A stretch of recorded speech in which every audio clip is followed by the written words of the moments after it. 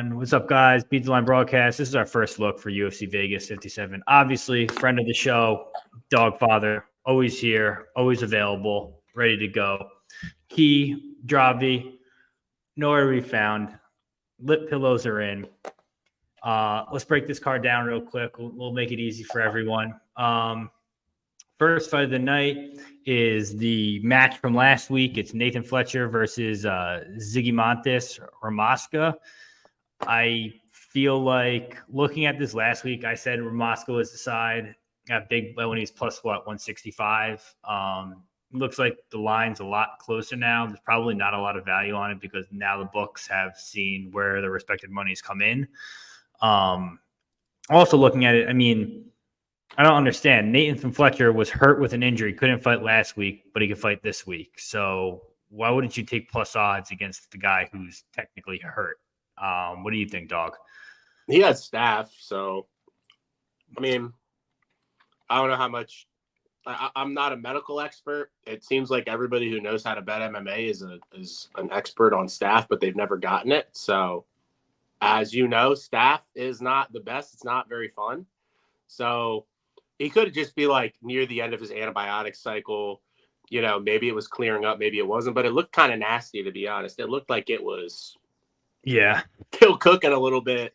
So, like, you know how it feels. It starts cooking you a little bit when you get, and then you go on antibiotics and you feel like you're going to die. But I was going to say, I'm dealing with a little bit of staph right now from the gym. And I did it, for everyone talks about taping fights. I really wanted to get in there for the handicappers and really understand how to handicap staph. So I decided to get a staph infection. And now I'm on amoxicillin, clava, something where it's like pretty much one of the strongest steroids you can. You got to take it 3 times a day.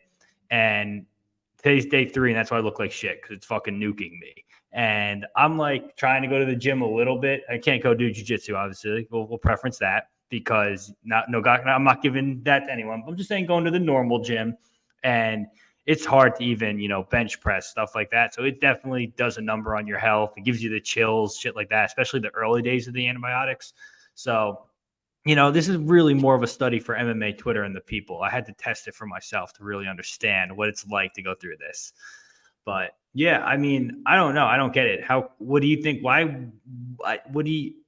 was your take on this fight last week? Like, I kind of thought Ramaska could probably keep it up standing. And if the fight's standing, it'd be fine for him. He's long enough, strong enough. And then, I mean, looking at it, he's kind of got those tall man chokes if he had to. I don't know. I kind of felt like Ramaska was getting undervalued at plus 160, but now plus 115. I don't know if there's any value there.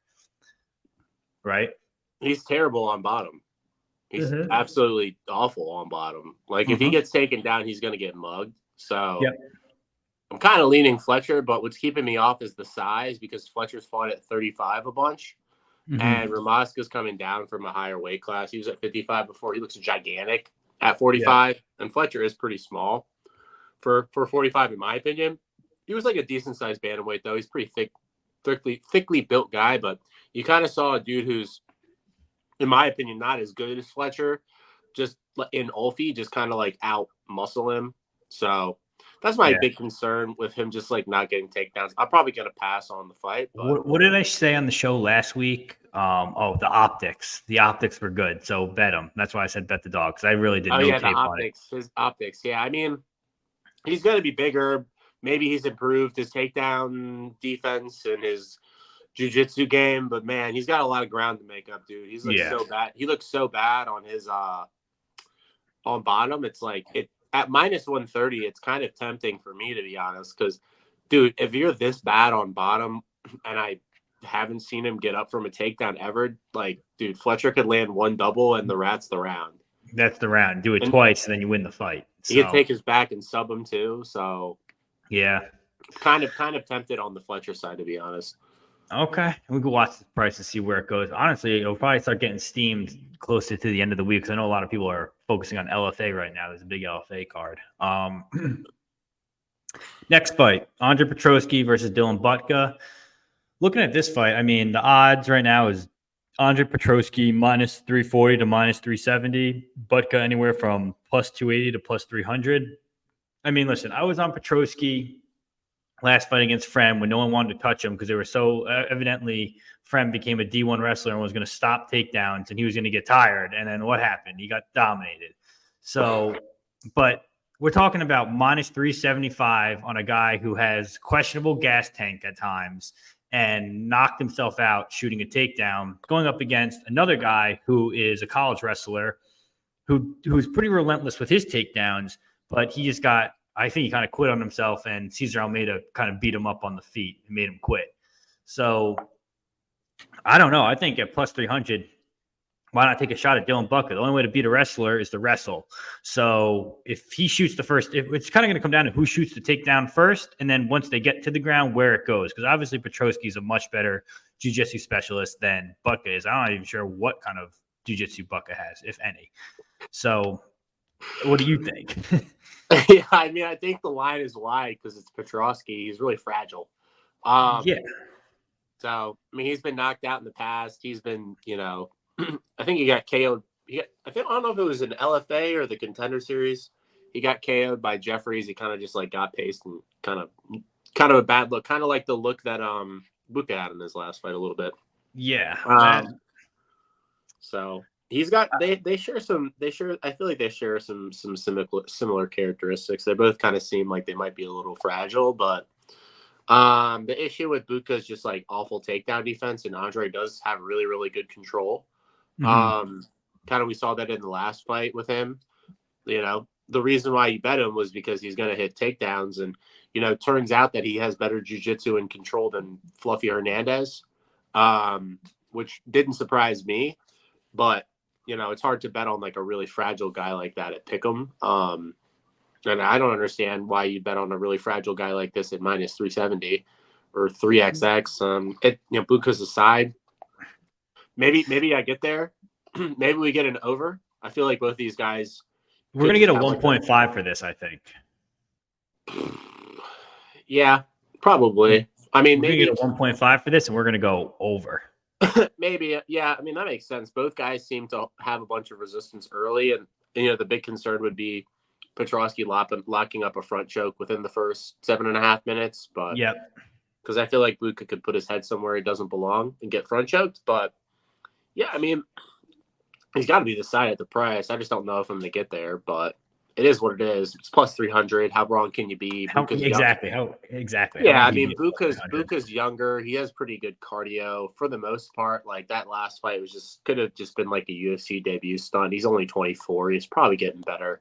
So it kind of just seems like an easy click, and then you hold your breath. So get at, and you can also wait and see if he starts looking good. You kind of watch the live line, see what happens. Yeah, that's true. It could be a great live line bet after round one because if he's improved it, you could see if he's improved at all. If he's improved at all, you get on it. You'll know by round one what's going to have this fight. You'll know in the first couple minutes probably. So yeah, that's a good thought too. I mean, could also just wait and see. Yeah, that's a good way to play it. But it's like plus 300 at the end of the day. So if he's this young, you kind of have to think he's going to make improvements. So it would suck for the first 2 minutes. He looks pretty solid, and then you miss like $1.50 of value there, which ends up being like a massive miss in terms of EV. So yeah, we'll have to see. I'll probably take a poke on it, but I don't feel really bullish because his takedown defense isn't really good. Yeah, I agree. So let's go on to our next fight here. Next fight is Yizha versus Gabriel Santos. Line on these two guys, Santos is anywhere from minus 230 to minus 250. Yizha is anywhere from, or Zayi is anywhere from plus 190 to plus 186. I already put a play on Yizha plus 190 just because, I faded him against Jung Young Lee. I played Jung Young Lee and got away with I think a lucky split. I was happy to win that, but you go watch his most recent stint in the Road to UFC, because that was obviously the UFC championship, that last one for the Road to UFC. This one, I think, he's a guy who can grapple for 15 minutes. He's got pretty good jiu-jitsu. He's got a bunch of submissions. He's got pretty good stand-up, but the only issue is like this guy Gabriel Santos is good. I'm definitely not low on him. I think he is pretty good. He's probably got him covered everywhere. I just think the price is a little wide. I think you could probably give Gabriel Santos minus 140, minus 150 here. But 200 seems wide. I faded him with David Onama. I think I played David Onama. I want to say plus 260, but I can't really remember. It was a while ago. I wasn't that wide. It was like plus 165, I think. Yeah, I'll look it up in a second. It wasn't plus 2XX because I bet Onama there at like plus 170 maybe. Yeah. Let me see. I'll tell you too. When you do your breakdown, I'll look it up. But I had David Onama there. I mean, Lerone Murphy, you break it down because it was your take. What did you think of that? I mean, Lerone Murphy got taken down, 5 times, I think, that fight? Yeah. Yeah.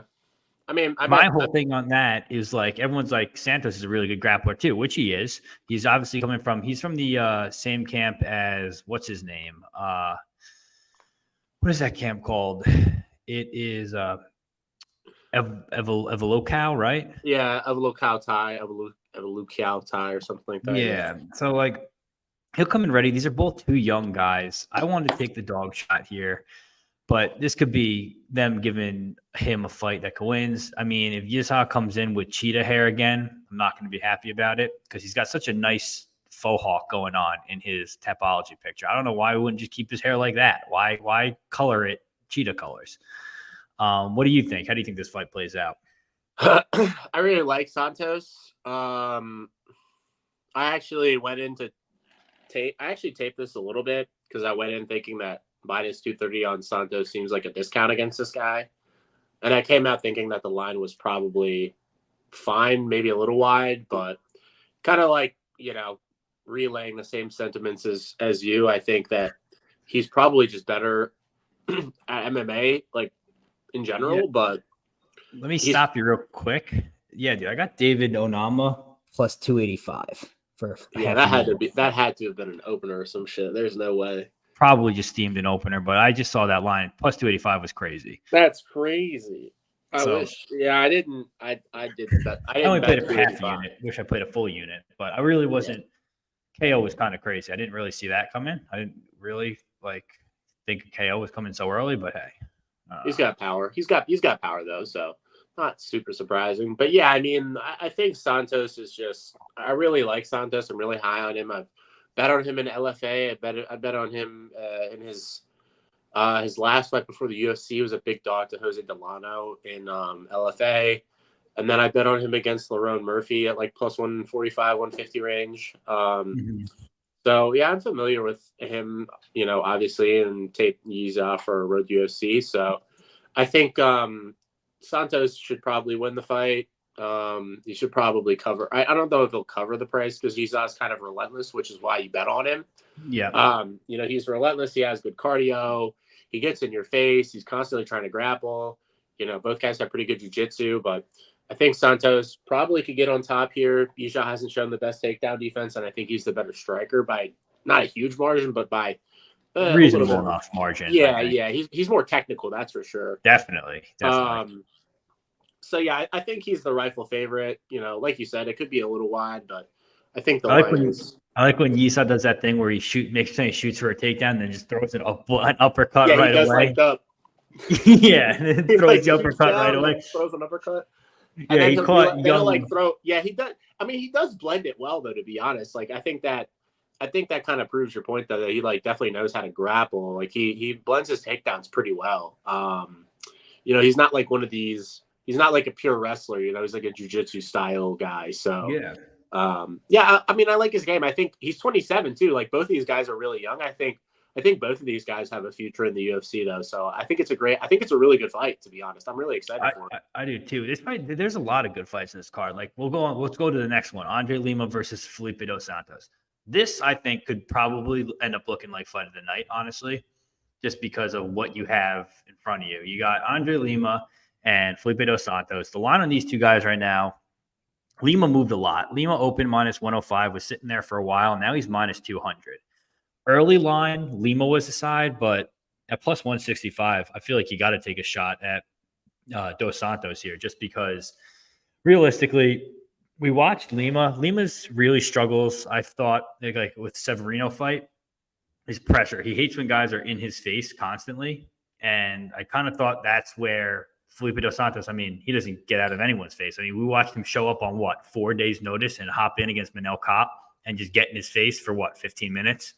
Wasn't afraid of anything. Obviously, the issues with Dos Santos is a breeze couldn't take him down. And not that Lima is out here grappling anyone, but I think if he wanted to, he probably could take him down. Striking, I think Lima is probably a little more technical on the feet. Dos Santos, I think the way to put it would be like Dos Santos would probably be a good moment winner, but Lima would probably be a good minute winner. If that makes sense. I think it'd be the other way around. Really? So my thought process there is I could not that he I guess Dos Santos could get rocked. We could see him get hit hard from Lima. Obviously, Lima has power. So I don't know. I kind of just think if he does catch him, we could see Felipe Dos Santos get rocked at one point, but I don't think anyone's going to get finished. I would love an over here, depending on what they give us. I think it goes the distance regardless. So I guess you kind of got to look, like you said earlier, the decision price on Dos Santos could look good because I don't really think anyone's getting finished here. What do you think? Yeah, I agree. I mean, I bet Lima at the early lines once liquidity opened up a little bit to win $2,000 at -120. Okay. So yeah, I have a multi-unit play on Lima at -120, largely just because I think he is more technical. And I just think he's more at this point of their careers. He's just kind of the more put together fighter from what I can see. Lima has, Dos Santos has his advantages with the size. He's massive for the weight class. He's got good volume. He's got good front kicks. He's aggressive. He gets in your face. I share all the same sentiments as you, but I actually think Igor Severino is a better version of him. He's a better wrestler. He has better jiu-jitsu. He's a cleaner boxer, more technical in my opinion. And I thought Lima was doing well in that fight. He won round 1 in a brawl.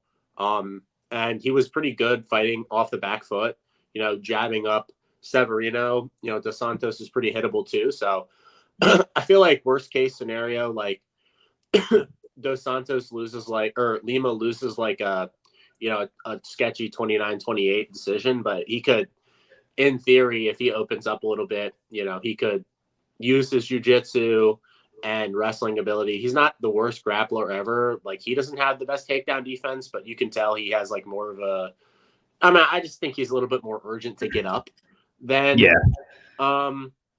Dos Santos, and getting taken down 8 times by Altamirano means that you got up 8 times. Yeah. So he got taken down 9 times, got up 9 times, which is good, but also getting taken down 9 times by Altamirano isn't really the best look. So no. Yeah, I give him most of the grappling upside. I think the striking and volume will be relatively close for the most part, but yeah, I just think Lima's a little bit more put together at this stage of his career. I mean, I haven't typically been super high on Lima, but I feel like this is a pretty good matchup for him as long as he's not getting paced cardio wise. But to be honest, I thought Dos Santos had plus cardio. And maybe it was the elevation, in Mexico City or whatever that, zapped his cardio a little bit because that was kind of a sloppy fight. Yeah. So maybe he comes out and looks a lot better, which is a possibility. But, both guys could be making improvements. And I feel like out of the 2 guys that's more well put together at this stage of their career, it's definitely Lima, in my opinion. So I think the line just, same thing. I agree. I think the line's probably a little wide. I probably wouldn't have lined it this wide, but even though I have a bet on him, but I think 60 to 65% seems fine. 60%, 60% being very conservative, or 60% being conservative was a big enough edge at -120 to go and make a multi-unit play. Knowing that worst case, if I feel weird about it, I could probably just live bet off most of my easily. After round 1, because Lima's going to look pretty crisp in round 1. Yeah, definitely. You definitely could. You'll probably get a pretty big line too after round 1. I hope it's even if it's plus 150, Dos Santos, I have plenty of CLB that hopefully it's, even if it's close to the line that it closes at, assumably, then I'll be fine. Yeah, I agree. All right, next fight here we have believe Isaac is the largest favorite in UFC history, right? Minus 3,000 is the highest I think we've ever seen, right? Or was Bo Nickel higher than that? This is high. This is the highest ever. Yeah, highest ever. So Isaac Dulgarian's minus 3,000. Brandon Marotte is plus 1,300. I think this is a Dulgarian spot, honestly. I mean, whoa, he's so sharp. The minus 3,000 is going to win. But, I mean, first off, I'm not huge on the New England cartel camp. Moreau is like a high school wrestler. Maybe he did a little bit in college. I really didn't look into it too far yet. But I just know Isaac Dulgarian's a good wrestler. I mean, personally, I think he beat C-Rod. Kind of think he kind of got robbed there, but that might be a hot take. I don't know. I think Dulgarian's probably going to finish this guy. What do you think? Yeah, I don't have much to say. He's minus 3,000. He's probably one of the better round one fighters in the UFC. And he probably finishes in round one. So, I mean, round one KO is going to be what, minus 275? Probably. So, yeah, I mean, maybe use that as a parlay leg, right, guys? Oh my God, never. But I mean, yeah, he's probably going to win in round one, and he's minus 3,000 for a value result. Let's just say. Yeah, I agree. Next fight here is Jacqueline Amorim versus Vanessa Demopoulos. I have a bet on Vanessa Demopoulos. I bet her, I want to say plus 285 earlier this week, probably on Sunday, I think it was. I gave her out to my Telegram. I mean, we've seen Amorim get tired. I think this fight could honestly look a lot like the Sam Hughes fight, if you ask me, because I think the on the feet, I probably would lean Vanessa slightly just because Amorim hasn't shown much on the feet. Coming down to jiu-jitsu, obviously Jacqueline Amorim is the better grappler here when it comes to straight jiu-jitsu, but like Vanessa doesn't have bad grappling. Like she's not bad at jiu-jitsu and she's not a bad wrestler. She's at the fight. She's been at the Fight Ready team for a while. I believe she switched over to a Vegas team now, if I'm not mistaken. I think she might be with Nixick now, but she's got the wrestling, and I mean, at plus 300, what's the worst you could do? And like I said, we've seen Jacqueline. What if Vanessa pushes a pace? Like Amorim has gotten tired before. If she gets tired again, like this 300's, like you said, an easy click. I think it's a pretty easy click here. What do you think? Yeah, I hope the line comes in because I'll bet Amorim at like minus 200. I think that Vanessa has, pretty bad takedown defense. Mm-hmm. So worst case, Amorim, if she gets tired, can probably just get on top. She's younger, she's bigger. I think they're both pretty physical, to be honest. But I think one of them's 5'2", the other one's 5'3", aren't they? Dude, Demopoulos has a 59-inch reach. Demopoulos is pretty small, yeah, but she's pretty like built. She's pretty thick. Yeah. But yeah, I think Amorim's gonna be bigger. I think she's probably could just get on top and consolidate and ride out top time because Vanessa's got a pretty suspect get up game, and she's not. I would highly doubt that she arm bars her from bottom. So I think Amorim could cover this price pretty easily, especially since she's young, probably making a ton of improvements too. So how old is she? I feel like she's not even like 28. She's probably 29. I believe she is. Let me tell you, she's 29. Yeah, she's pretty young, She's also pretty young in her MMA career too. So yeah, at a good gym, I wouldn't be surprised if she makes improvements, continually making improvements. Yeah, I guess the McKenna win was kind of funny because McKenna shouldn't have grappled at all, and she shoots in and gets instantly triangle armbarred. Which was hilarious. Because I bet McKenna at Pick'em and it closed like minus 180.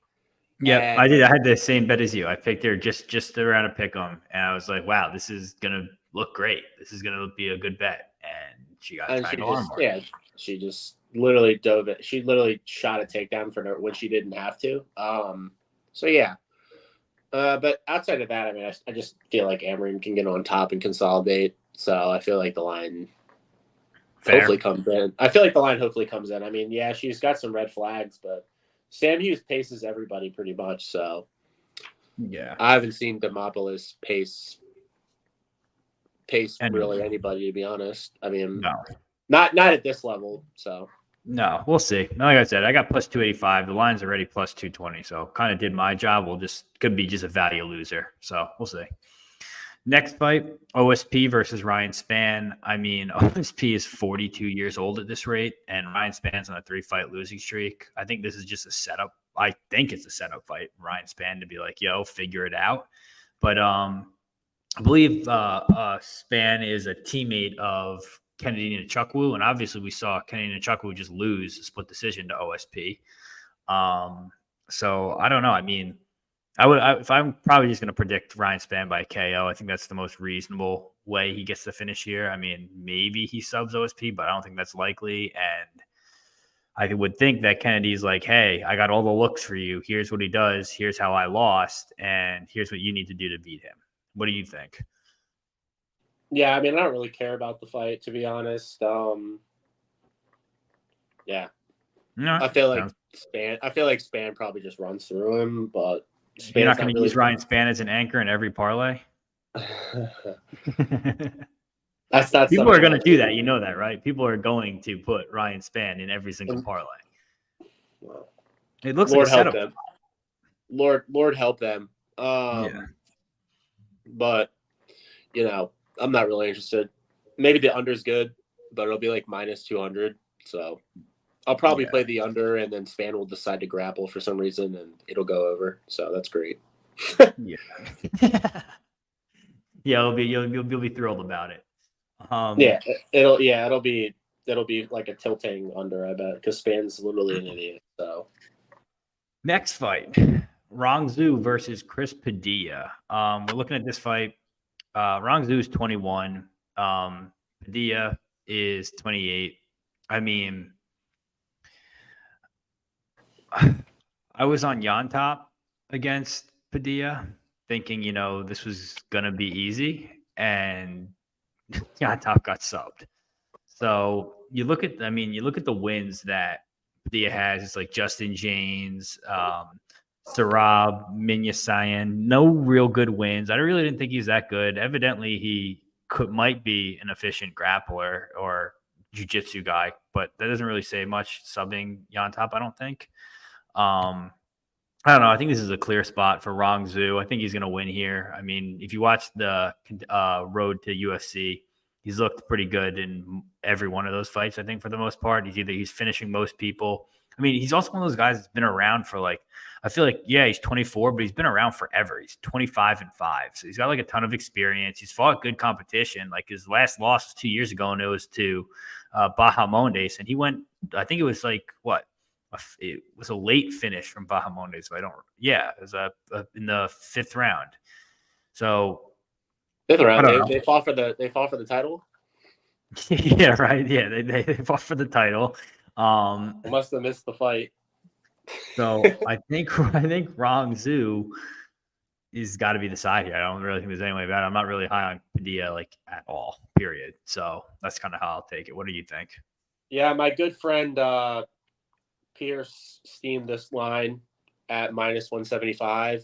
I went into tape thinking that something was wrong and that Rong Zhu shouldn't be this big of a favorite, and I was wrong. He should be this big of a favorite, and I think he wins this fight pretty easily. I think his takedown defense has improved. I think Padilla's cardio is not the best, and he's going to be outsized. I feel like Rong Zhu's made some improvements. Seems a little bit more patient and well put together these days. Yeah. Should be able to stuff the takedowns and probably get a late finish. I feel like the price is somewhat gone. I think minus 300 is probably good though. I think it should be 75%, but not really much else to say. Padilla's solid though. I mean, I think Padilla's solid, to be honest. I think he could win some fights in this division. I think he's also pretty young too. He's not even 30 yet, and he's got a pretty good amount of experience with a decent level of competition coming into the UFC. But I do have some questions with his cardio and certain parts of his game, but his wrestling's not bad. His striking's okay.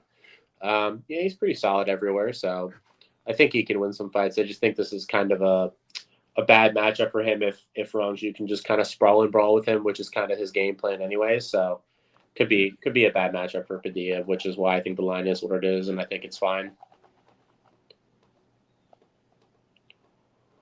Wrong Zhu. Yeah. Wrong Zhu. All right. Next fight we have is Trevor Peek versus Yanal Ashmuz. This is gonna be a funny fight. This is gonna be a funny fight. Scenes. Peak is minus 110 to minus 120. Ashmuz is anywhere from plus 105 to plus one to minus 110. I bet Ashmuz against Patterson plus 225. Yo, genius. Genius right here. The GOAT meme right there. What an amazing meme.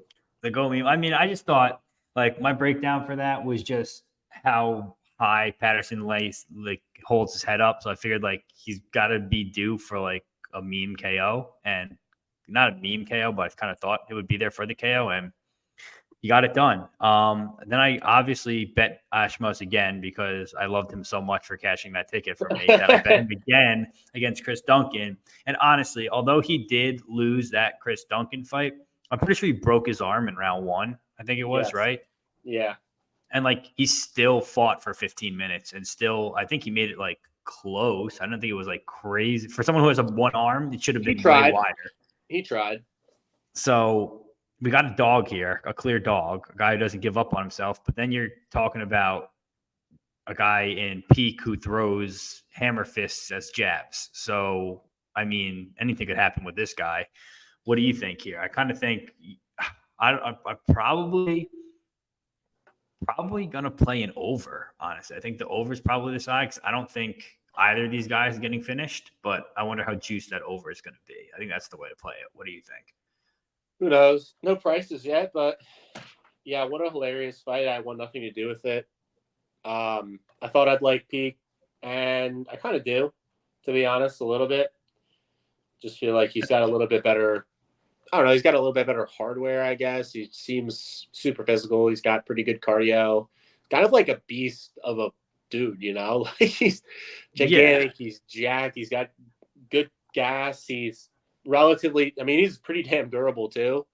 Yeah, I think Peak's probably the side. I mean, Ashmuz is definitely like the more technical, better wrestler, probably better at MMA too, but Peak's just got that meme ability. So, and I think also, Trevor Peak's one of those guys that looks like he should be like walking into the cage with like a hard hat and Timberlands on, like ready to go to work, just coming off the shift. And some straight cut jeans. Yep, exactly. So and he's ready to go. So yeah, I mean, he just there's only room for improvement for him, honestly, to be honest. And Yanal is at a good camp too. He's at that dojo, that camp in Jersey, the K dojo, where Asmat's at. So yeah, he's probably getting good looks too. So I don't know. It's a tough fight. I think the over because both these guys are pretty tough. That's kind of what I would go with. Yeah, it'll probably be one of those sketchy overs that where they like go to war, but no one dies. No one dies. Yeah. Yeah. So, all right. Next fight here we're looking at is Matt Schnell versus Alessandro Costa. This poor guy, Matt Schnell. Matt Schnell obviously is 34. Costa is 28. We're watching. Costa just came off beating Kevin Borjas, who I'm actually relatively high on. He lost to Steve Erceg, beat Jimmy Flick, and then we're watching Matt Schnell, who fought Steve Erceg, and Steve Erceg made a highlight tape out of him with that check hook. It was kind of crazy. And you kind of got to look at this fight like Matus Nicolau. He also knocked him out. Before that, Royval with the sub. I mean, people talk about this the Sue Mutahari fight with Schnell, where it's like, I mean, that was his Super Bowl. He was just getting his ass kicked for so long that Sue Mutahari couldn't kick his ass any harder. And then Schnell just came back at him and found a way to win with that sub. So obviously Schnell's a dog, but I think his chin at this rate is pretty far gone. And Costa's got some heavy ass hands. So I kind of think it's pretty, that would probably be my pick. I mean, Costa is minus 550. So I guess we'll see what we get the KO prop at. But I think Costa probably wins by KO. What do you think? Yeah, probably Costa KO minus 300. Yeah. Yeah, the same as his money line because it's pretty straightforward how I think Pretty this one straightforward goes. of what like everybody's going to expect to happen here. I mean, it is what it is. I mean, Costa doesn't have the best chin either, though. No.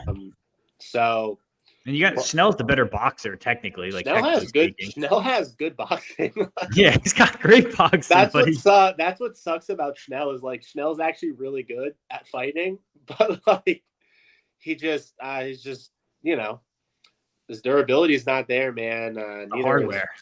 the hardware, baby. My favorite word. Hardware. Yeah, I mean it is what it is.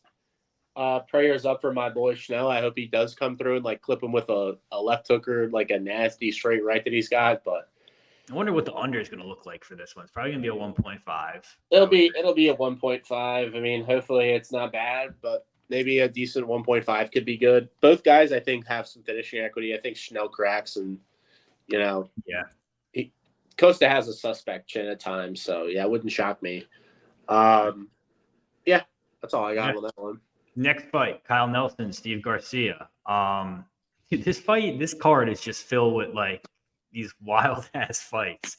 We're watching Kyle Nelson, who just won off a KO of Bill Algeo. I think it was an early stoppage, personally, but I mean, you could just let the guy die out there if you want.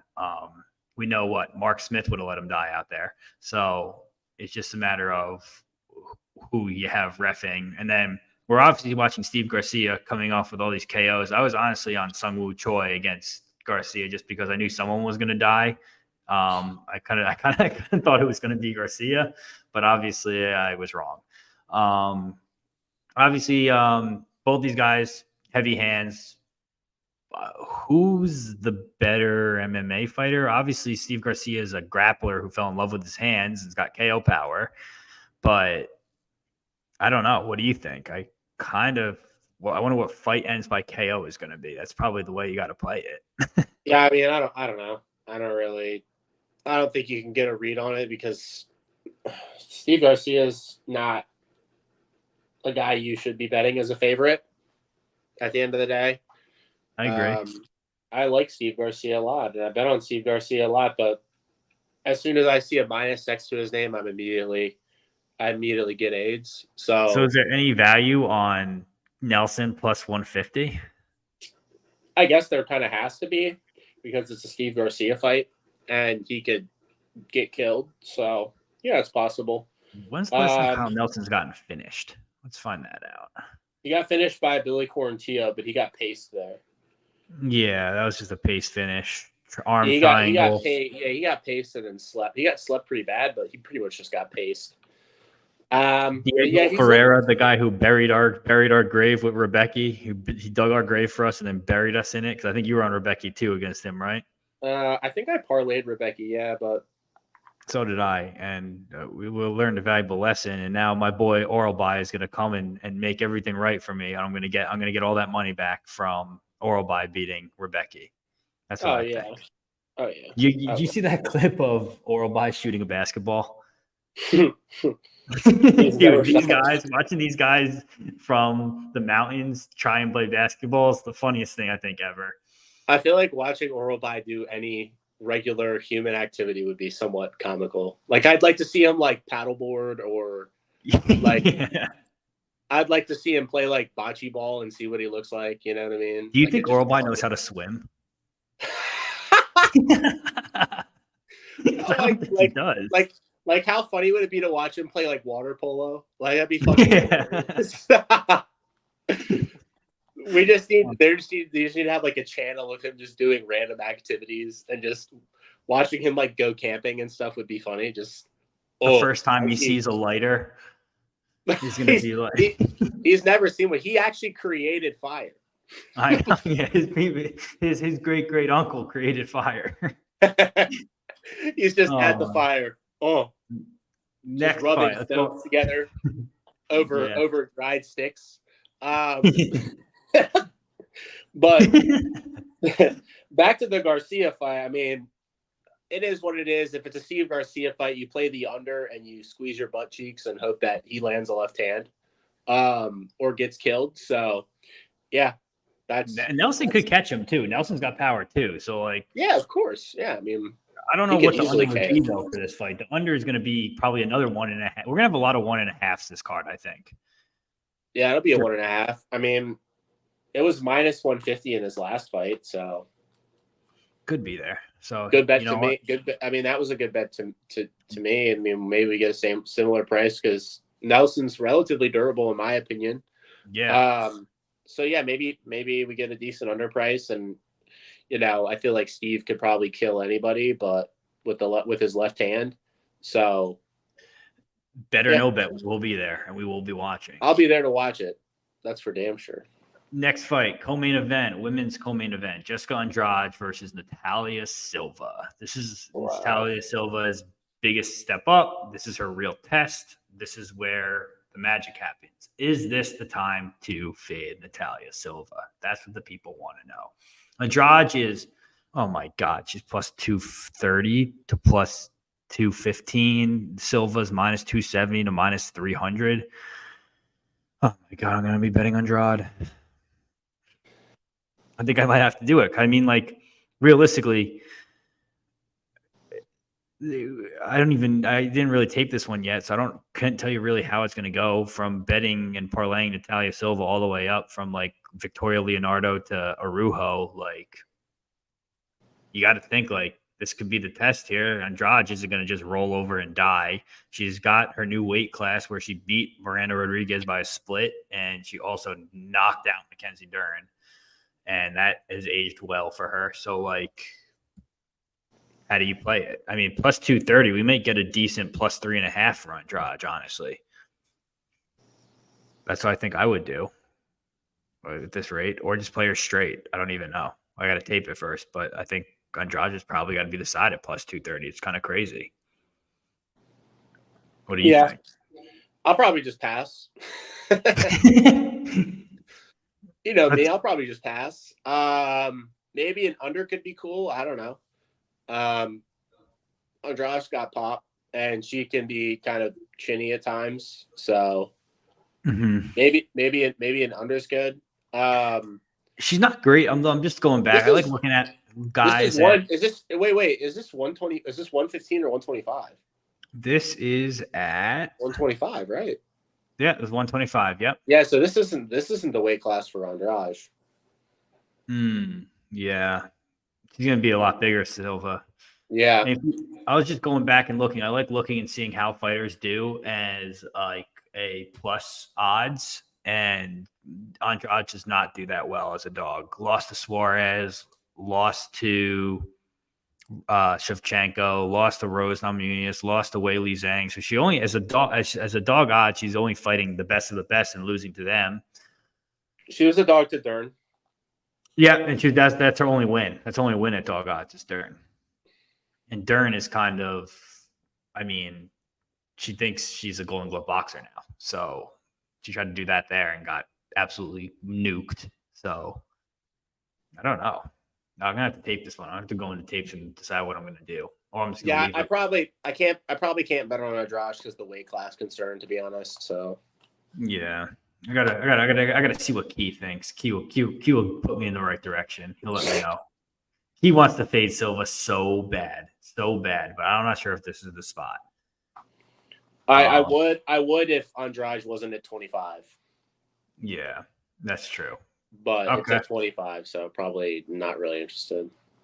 Main event, Gilbert Burns, Sean Brady. Sean Brady has blown all the way up to minus 190 to minus 200, and Gilbert Burns is now plus 165 to plus 170. I'm probably going to be on Burns here. I think that if Sean Brady doesn't get the grappling going and can't get it going here, Burns looks like a pretty big favorite. I mean, Burns was able to fend off the takedowns of Hamzat relatively decently, even though Hamzat didn't really shoot that many in that fight. Burns also looked great against Jack Della Maddalena until he got kneed to the head. I guess, yeah, I got to go back and look at the Bilal fight. I can't remember how that went. I know he lost. I know Burns lost in decision. Do you remember anything about that Bilal Burns fight? Yeah, Bilal that was the fight that Burns hurt his AC joint early. Oh, yeah. And couldn't really do much. So what do you think here? Are you going to be on Brady? No, probably not. Because I can think this could just look just like how Bilal did Brady. Like if Brady can't get the takedowns, I mean, we kind of watched him quit on himself and get finished by pillow hands Bilal, who isn't knocking out anybody. Well, now he's on steroids, so he may actually knock someone out. But before that, yeah, I mean, he was outstriking Leon at distance. So yes, he was. But Leon, I mean, I was on Bilal, so I wasn't too worried about that. I was kind of happy with that, just because I'm not really sold on Leon, to be honest. Well, I mean, yeah, that's why we both bet him. So yeah, I'm not really sold on Leon, to be honest. He got that. Everyone forgets, like, oh my God, he knocked out Usman, and then the next fight he did look good against Usman, but people forget he was losing like 24 minutes and 30 seconds of that first fight before the he won the first round. That was pretty much it. Oh, that's right, because he got his back right, and he like got that figure 4. Yeah, he mounted Usman off the body. Usman's knees are so bad though at this point. Yeah, I mean, he seemed like, and even the second fight was close too, and Usman didn't even look that great. Yeah, so I don't know. I think this is a Gilbert Burns spot. I mean, let's see. Let's just do one quick look on that. Yeah, I just think I don't know. I mean, Brady definitely has his holes, but his striking's not bad. His boxing's really not bad. I just don't like how he doesn't really sit down on anything, and his cardio is kind of suspect at times. So Burns at plus odds does very well. Oh, really? That makes sense. Plus odds against OAM 1. I don't have odds against T-Bow. Don't have odds against Mike Davis. Then we get into Konchenko, plus 125. He won that. At a pick'em, Gunnar Nelson won that. Plus 125 against Damian Maia, won that. Plus 150 against Woodley, won that. Plus 240 against Usman, lost. Plus 135 against Wonderboy, won. Hamzat plus 400, lost, but that was a close fight for what Hamzat was minus 500. Obviously, other than that, he was plus odds against Della Maddalena and was winning until he lost at plus 140. So, like, I don't know how he was winning that fight, but yeah, he was up on the scorecards.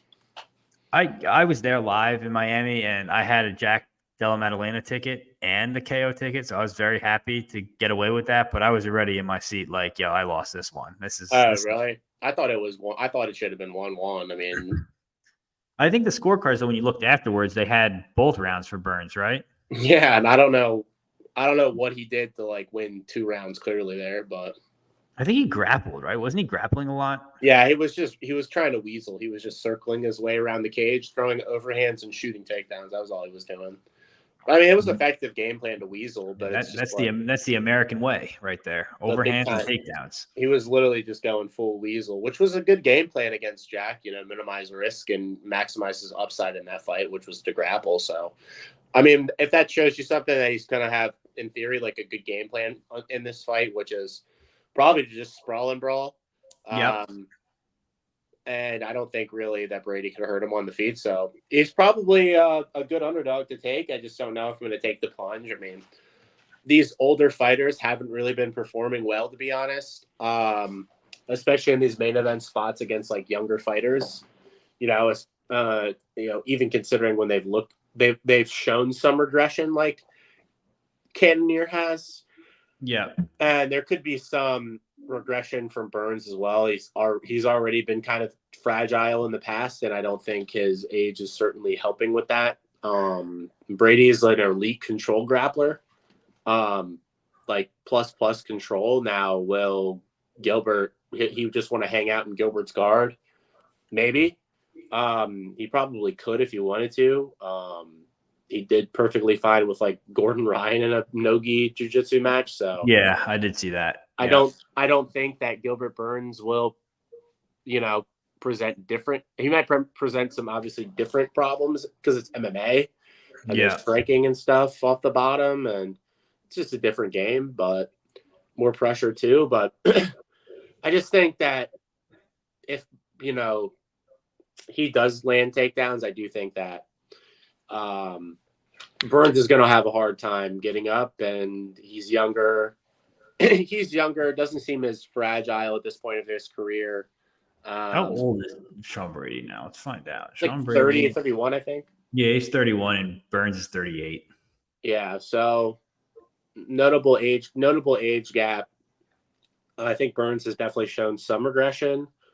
He looked good in the JDM fight, though. I got to be honest. Like he did his best to win that fight and just didn't come out on top. And yeah, that's how it goes. Yeah. But I think he's probably the money. I think Burns is probably the money line side. I'd have to go back like into his tape completely and see. He's definitely fought a lot of grapplers, so that's where you could find an edge in this fight. I just haven't done enough work to really get a solid read. Yeah, but we got that's why we're doing it early. We got some time to look at that. Obviously, I'm going to tape some Dana White Contender Series first because after last night, making 0.25 profit, got my juices going. I'm ready to go degen again in Dana White Contender Series.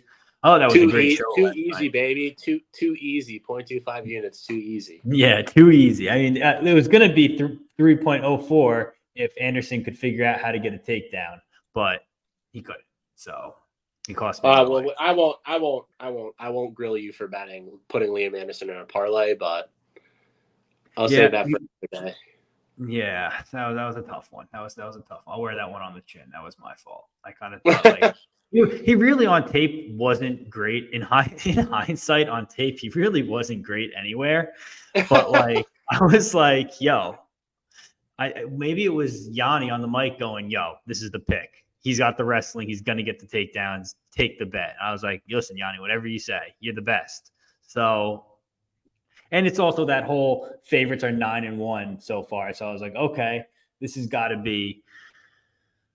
Give it to me. Please give it to me. And it wasn't even close, I don't think.